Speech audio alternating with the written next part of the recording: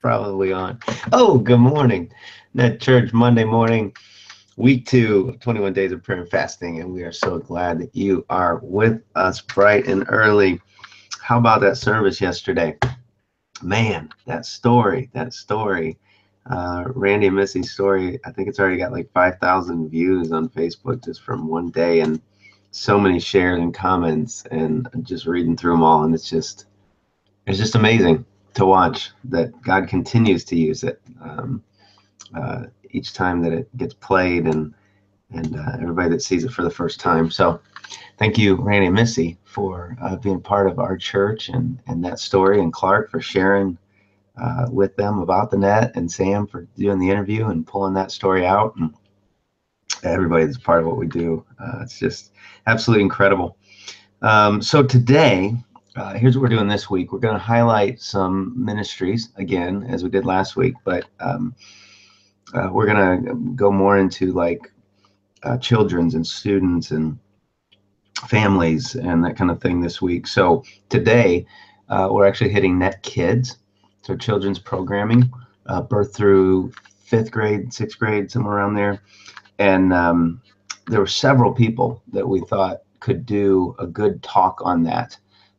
But we decided on Kyle, and Tori Blevins also serves with him in Net Kids, and they're part of our East Ridge campus. They've been coming for, I don't know, a year and a half maybe, Kyle? Somewhere around that. They actually did a Dream Team story with us as well as Missy and Randy. So there's an interview of that with them and Emmanuel. Came to the church through Emmanuel, actually.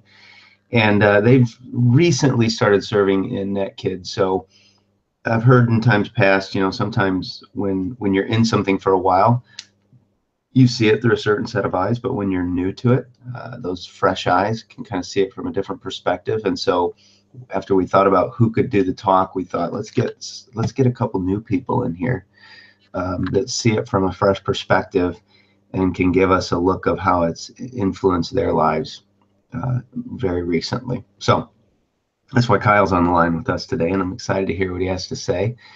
Before he jumps in, our man Michael Johnson is back. He was gone at a camp for a couple days, helping some students do some things. And so he's going to kick us off with some worship. Kyle will jump in, and then we'll bounce it around a bit and pray it out like we do each day. And thank you so much for being here.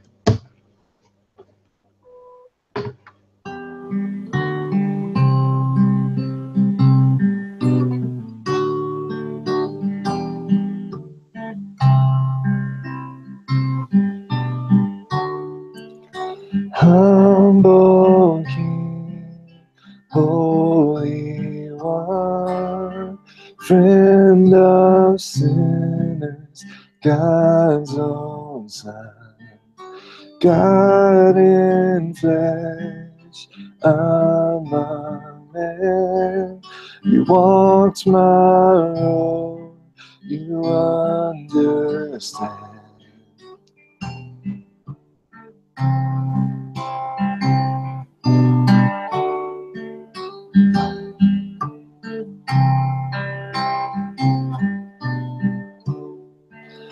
Servant King, friend to me, you saved my soul, washed my feet.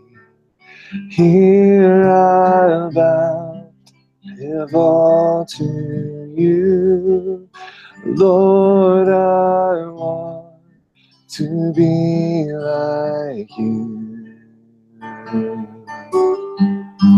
And all I want, all I need is more of you, less of me. Take this life, Lord, it's yours. Have my heart, have it all.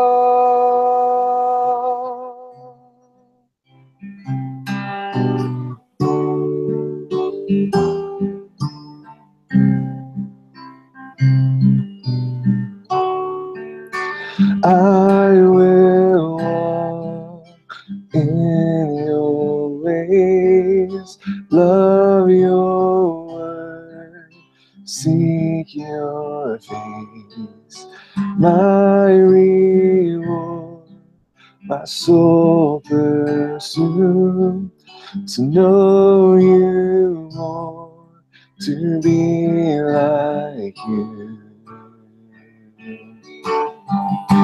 And all I want, all I need is more of you and less of me.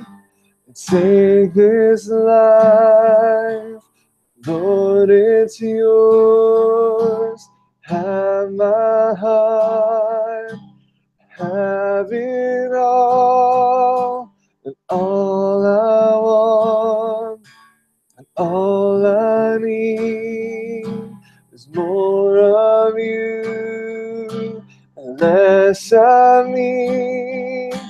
Take this life, Lord, it's yours. Have my heart, have it all.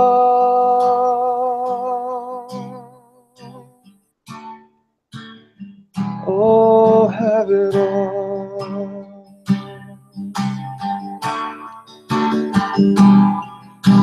Jesus, Jesus, all I want is to be like you.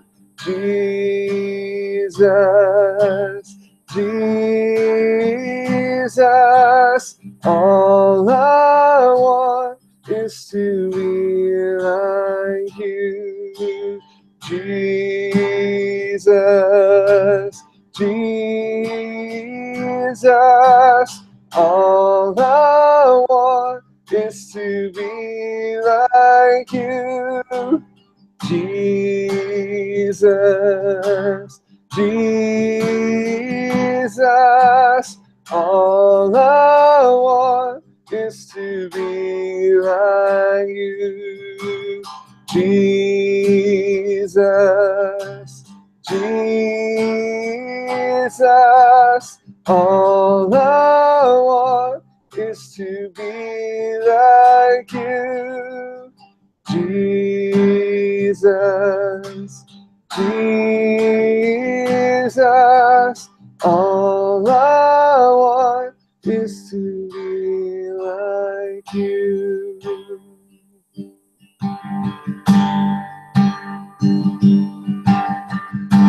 And all I want, all I need is more of you and less of me. Take this life, Lord, it's yours. Have my heart, have it all.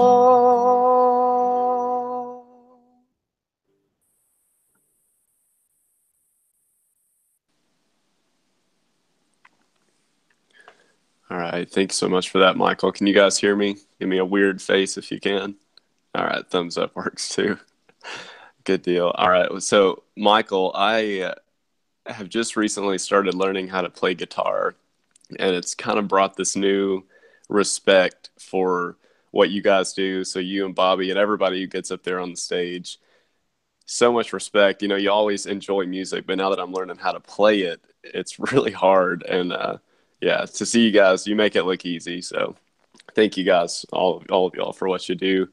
And Ryan, thanks so much for asking me to speak on our kids. I mean, that's a huge honor to be able to speak in this church at all. To me, is a big honor.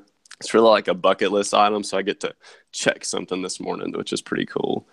So I'm going to talk about Net Kids, and I'm one of those people that I never really saw myself working with kids. I have kids. I've got a almost 5-year-old and a 5-month-old, and I love my kids. I'm that goofy dad, and everything is with my kids. But there was something about, we started working with nursery, and I was just thinking, I don't know if I feel God in changing diapers and sitting around picking messes up. I do that all day long.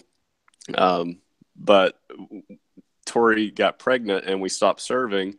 And then now that the baby was old enough, we started in elementary. And elementary has been this new world for us. And I've really fallen in love with it. So Ryan's right in asking me to come do this because I do have this new energy. But yeah, I've just learned so much from the kids just being around them. So my purpose in sharing today really has two main goals. So the first one is just to refresh or maybe even reposition those who are already serving with kids, just kind of bring a new light to those people, maybe get them more connected with Jesus. And then number two is shine light on just how rewarding it is to work with kids. If you haven't worked with kids before, if you don't have kids of your own, show you talk to you about what it's really like and how it really is rewarding. So I talked to you guys about how I really didn't see myself with kids, and I had another opportunity come up to maybe do something else in the church.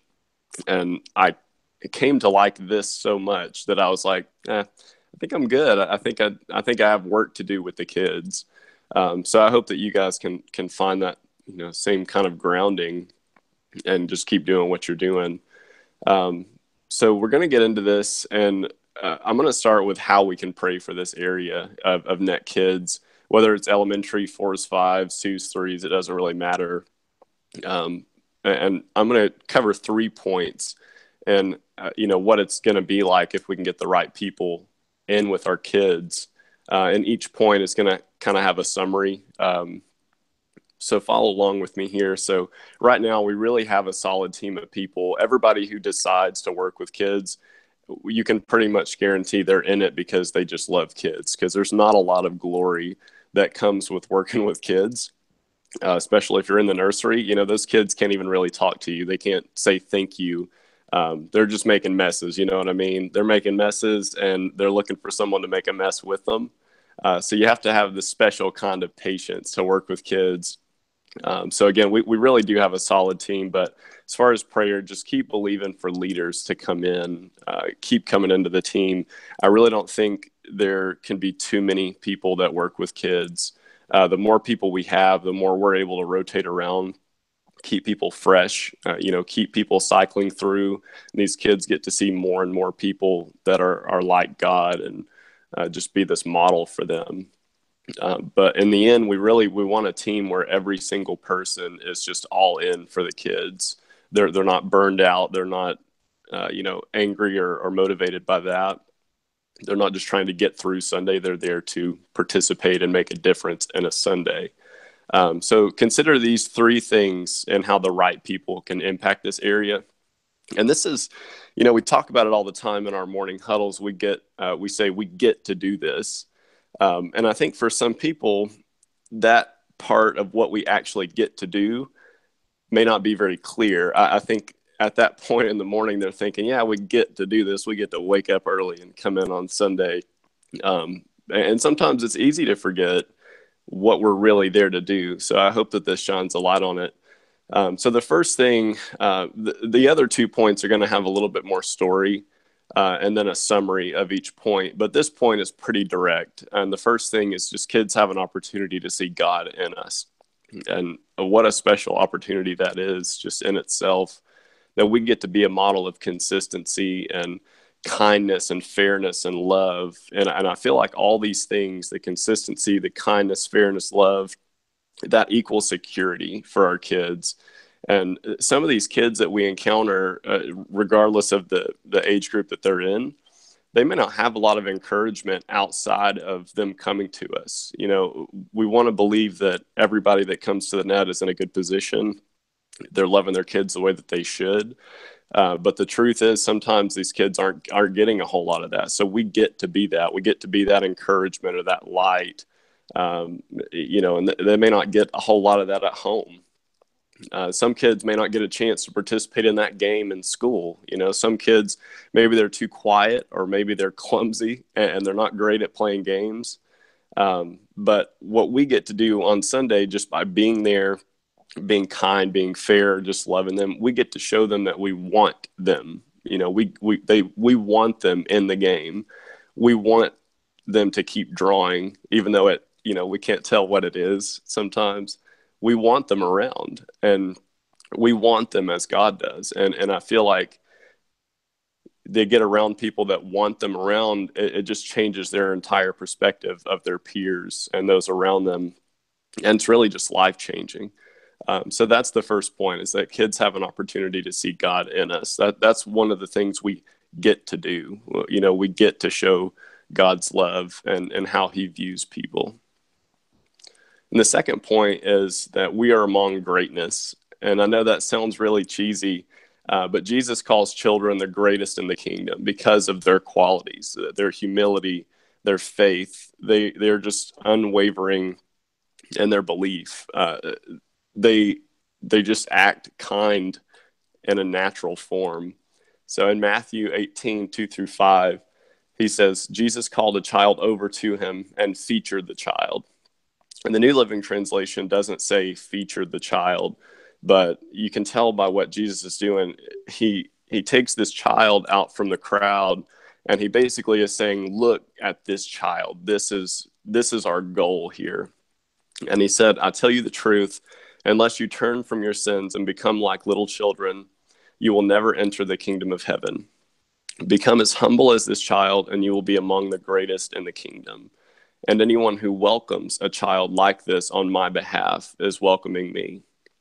And I think about adults working with kids, and you don't see adults picking and choosing which kid they're going to spend more time with. We all have a soft spot for Jesus, and we see these kids, and that is really like the closest thing to God that we will see. And they just have so much to teach us because they live out this form of purity and sincerity. And I feel like that's the place that love dwells in. And that's why when we get around our kids and we have so many moments, really it's just because that they're the most beautiful thing ever. They're the closest form to the image of God that we have on earth. And to be around them is to see our natural godlike form of faith, hope, and love. That's what Paul talks about being the three most important things, is faith, hope, and love. And kids do that without thinking about it. They don't have to sweep away all this doubt and fear. It's just in them, and that's what drives them. And it's inspiring to see that, because I feel like so many times as adults, we go down this path and then we have to find our way back home, and kids are the example of our way back home. So to be around kids, we don't want to bottle them up. We have to be really careful with how we interact with them, because we need to feature kids just like Jesus did, and we want to cultivate them as Jesus did. And it's so important. They don't see our color or religion. They don't remember how you got mad at them and you took a toy away or something like that. There's just so much to learn from watching them and letting them be instinctual to an extent. So obviously they get easily distracted, and they just kind of wander around and they want to experiment with things. But if we watch kids around other kids, you watch them around a kid that needs help, watch them in a team, watch what they do when they see somebody cry. It's the most beautiful thing, because that's how we should treat people. I think of Elijah. Somebody in the 4s and 5s pointed out one time, they shared a story with me on Facebook, how Elijah went and sat beside this kid. He was kind of drawing off to himself, and he was saying he didn't want to. And Elijah, just without direction, walks up to this kid, puts his arm around him, and gives him a couple of crayons. And it's like, here, I'll draw with you. So, they spotted loneliness, and, maybe he didn't know what he was doing, and he just naturally went around to be a friend. And that's something that we can really learn from, just being around kids. So I'd mentioned, we need to be careful with how we interact with kids. And we don't want to assume that leader mentality that says, we have to force the compliance with them. Ephesians 6:4, it says, fathers, do not provoke your children to anger by the way you treat them. Rather, bring them up with discipline and instruction that comes from the Lord. And I'm going to wrap up with a point about correcting them. But I did want to point out too that for those that are currently working with kids, not to force the, sit down, you got to be quiet. That if you haven't served with kids and you're thinking that's what it's like, it's really not like that. That's not the direction that we want to go in. We want to cultivate these kids. We want to let them be them. We want to let little John be John and Kyle be Kyle. We want these kids to figure out who they are in our interactions with them. We don't want to we're not constantly making them sit down and be quiet and listen to this, even though we do that.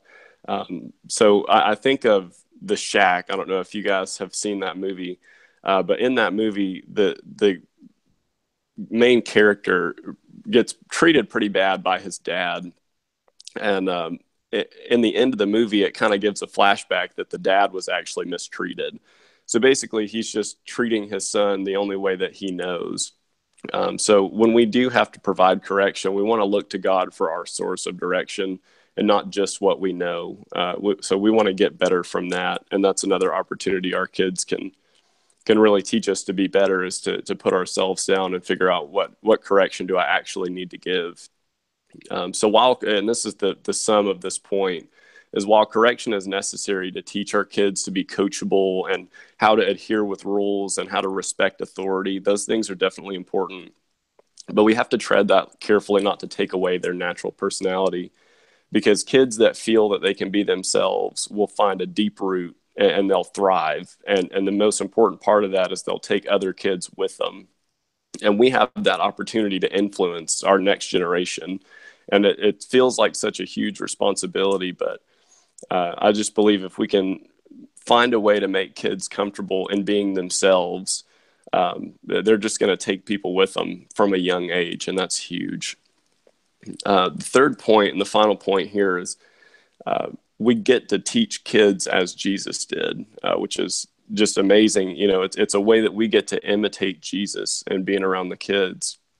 And in Proverbs 3:12, and we talk about this in staff meetings and things like that, and just coaching people in general, for the Lord corrects those he loves, just as a father corrects a child in whom he delights. Some kids, they need a lot of correction. Some of the kids that come through the classes, they're just constantly, all right, let's be quiet, let's listen to the message.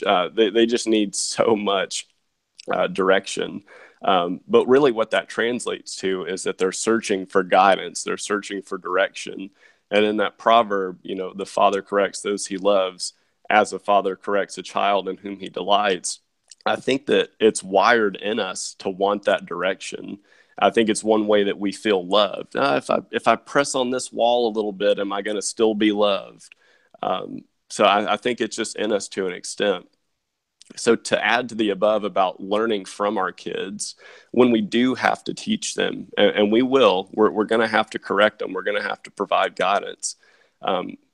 Just want to refresh everybody and just kind of refocus to keep our mind on our emotions and our intention when we do give their direction. So kind of ask ourselves, are we angry in that moment? It's easy to get there, honestly, and it's okay to confess, I was so mad today. That person just really took a lot out of me. Or are we scared that if we don't do X, then Y might happen? I know that happens for me personally with my own kids, because I'm like, oh man, if I don't correct this now, this could possibly happen. And I start operating out of fear. Or are we connected with Jesus' mentality, which was coaching our kids with love as the driving factor? And every scripture that you see about working with kids and correcting them, it's because of love. God corrects those he loves. And, we think about sharing wisdom with people. We don't do it to, be harsh with them. We do it because we want to see them grow. And we want to keep that in our minds as we're working with kids, and just kind of ask ourselves, how can we focus on that last part? How can we not be angry with them? And how can we just make sure that love is the main motivator? And the summary of this one really is, if we can get our kids to understand that direction is good and it comes from love, then their perspective on all the right people gets better. And I want to repeat that because I felt like this was such a huge point. But if we can get our kids to understand that direction and correction means they're cared for, means they're loved. Their perspective on all the right people gets better. So their coaches, their teachers, their parents, their bosses. And this is another opportunity that we have to position our kids for success in their lives. And, you know, we only get to be with them for about an hour a week. But these are the kind of impacts that we can make with them, and just, you know, showing them that, you know, we're giving you correction, direction. We're letting you be you. We're letting you participate in all these things. We're encouraging that. But if we do provide correction, it's because we care about you, and we want you to go home and have an easier life with your teachers and your parents and things like that. So just to kind of summarize this, you know, it is such a little time, an hour per week, and there's a little more prep time too if you're interested in joining for Net Kids. But it's just such an amazing impact in such a little time. There's so much to learn from being around the kids, and just feeling energized from them. For me, it's been an eye opener just to see how you have to simplify the gospel to share with these kids. And it's a good reminder that that's how we should evangelize with people too. That's how we should share with other people. It's think about how we talk to kids. We kind of make it simple. Maybe for someone who's never heard the gospel before, it's just experience and how to expand the kingdom of God. So if you feel a nudge in your heart for connecting, then definitely make sure you join a Next Steps class. And if you're somebody who's currently serving and you're thinking, man, I don't know if I have had the right things in my heart, it's okay. You know, confess that to somebody and share with somebody. And I feel like we can get you recharged. Yeah, and if you're in East Ridge, I'd love to talk to you about hanging out with the kids too, because I'm just a dad at home, so I love talking about it. So that's what I had. Ryan, if you guys want to kick off some questions. Yeah, we don't have long, but this is good. Thank you, Kyle. So my notes from Kyle's talk. Anybody have anything? I got a couple things, but we don't have long, so I want to make sure somebody else gets to jump in if they want to. Oh, go ahead. Good. Nope. You got it, Bobby. Keep it brief, but let's do it. Hit it. Come on, Bob. Or yeah, go ahead, MJ. He muted, so I figured I'd jump in. Yeah. I loved, Kyle, what you're talking about. Kids have the opportunity to see God in us. I mean, that's what we're doing every week with Net Kids. It's not just we're trying to, you know, babysit for an hour. We're not just trying to get through a program or any deal like that. Like, just as much as we're trying to let people see God in us in the big church area or whatever. It's happening with the kids. Love that. All right, that was my brief thing.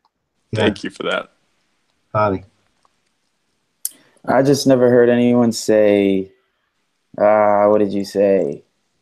Life change with kids. I just thought that was amazing, man, to put that in perspective, that you're actually affecting change lives. Even in a kid that hasn't seen that much life, you can still start to change their perspective on God and themselves. So it's awesome. Thank you. Anybody else?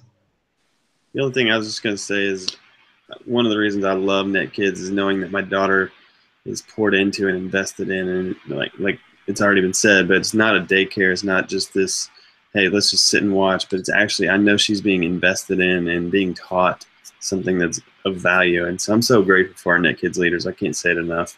Yes. Yeah, from the beginning, you know, I've mentioned this to you a couple of times, Ryan, but one of the big things that meant a lot to me with the pastor that we were going to follow.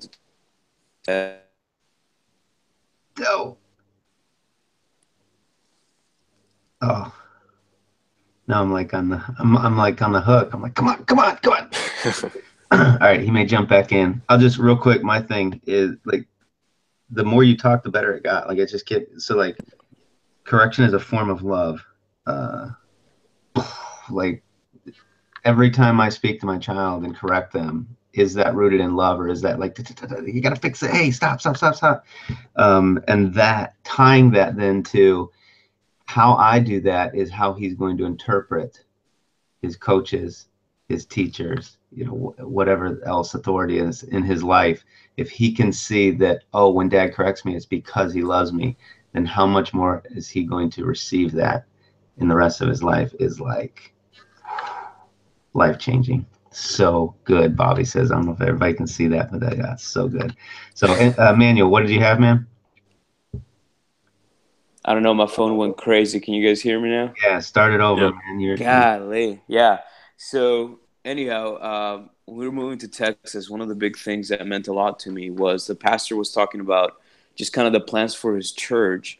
And one of the things that he said is that he wanted his church to be a place where his kid wanted to be at.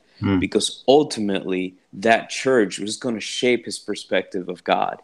Mm-hmm. And that really stuck to me, because I was like, if church that we go to every single Sunday, the church where I serve, the church that I claim to love, ends up giving a terrible image of Christ, ultimately I think is self-defeating, because then my child grows up with a negative image, negative perspective of who God is. And I love that we have teachers like Kyle. We have teachers like all the amazing people in our Net Kids that are not just there because they're like, I don't really know what else to do, but because they're passionate to show Jesus to our children. And that's amazing, because that's a perspective that I am quite comfortable with my kid having of who God is. If there's more people that will serve in whatever their area is, the way our teachers serve in Net Kids, I think that we would have an incredible thing going on. And we do have an incredible thing going on. Yeah. And so, yeah, that was great. And I would just say this, like, if you don't serve Net Kids and you're like, oh, I don't know, I don't really know if kids are my thing, try it. Because I can't tell you how many people, well, Kyle being an example, start serving in Net Kids and they don't think it's for them, and then they find it's due. It is. So yeah, give it a shot. We'd love to have you a part of that team. That is where I go every time I'm not on the stage, and it's not just because my wife's involved there. It is in part because my wife's involved there, and I get asked, but I love it every time I get to help with the elementary kids or preschool or whatever it is. So Kyle, thank you so much, brother. Such a good word this morning, and a great reminder of why we do what we do on a small kid level. So thank you guys for joining us. We'll let you go, and we'll be back tomorrow with another edition and another guest, and can't wait for that. See you then. Have a great day.